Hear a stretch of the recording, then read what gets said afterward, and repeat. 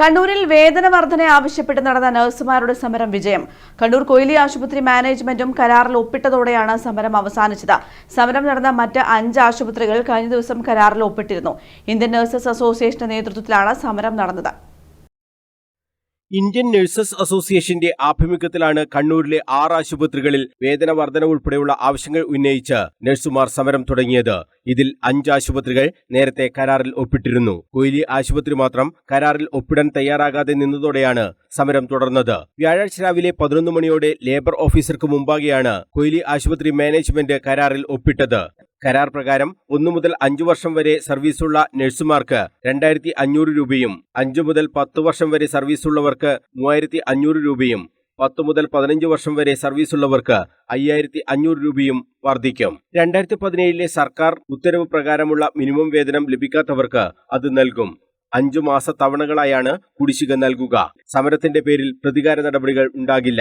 2 മാസത്തോളം ഏറെ ത്യാഗം സഹിച്ചാണ് നഴ്സുമാർ സമരം മുന്നോട്ട് കൊണ്ടുപോയതെന്ന് Indian nurses association general secretary Muhammad Shihab പറഞ്ഞു.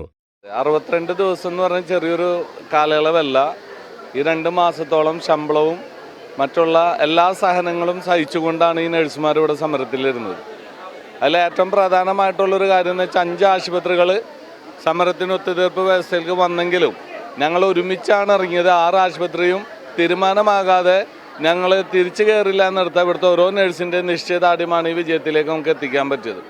ഒരു ആശുപത്രിയുമായിട്ട് തുടരുകയാണെങ്കിൽ ചിലപ്പോൾ ഈ സമരം വീണ്ടും നീണ്ടുപോകുന്നൊരു സാഹചര്യം ഉണ്ടായാൽ എല്ലാ ആശുപത്രിയും ഓരോ തരത്തിലുള്ളൊരു എഗ്രിമെൻ്റ് ഉണ്ടാക്കാൻ പറ്റിയെന്നുള്ളതും ഞങ്ങളെ സംബന്ധിച്ച് വലിയൊരു വിജയമാണ്.